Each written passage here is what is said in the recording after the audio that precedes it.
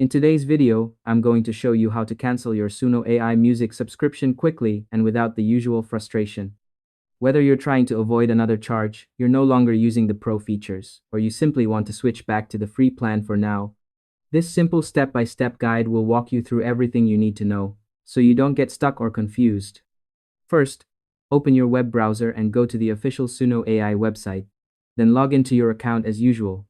Once you're signed in, make sure you're on the main Suno dashboard or homepage. From here, look over to the left-hand side menu and find the option labeled Upgrade.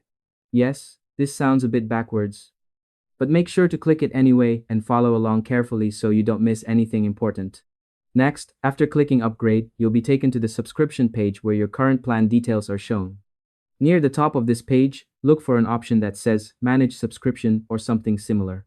Click on it, and you'll see controls that let you manage your billing and plan settings. One of those options will be Cancel Plan, which is exactly what we're looking for. To make the process smoother, here are a few quick tips. Make sure you're logged into the correct Suno account, double-check that you're not using a guest session, and ensure your internet connection is stable. Doing this beforehand can save you time and help prevent annoying errors or missing buttons. Once you've selected Cancel Plan, follow the on-screen prompts to confirm your choice.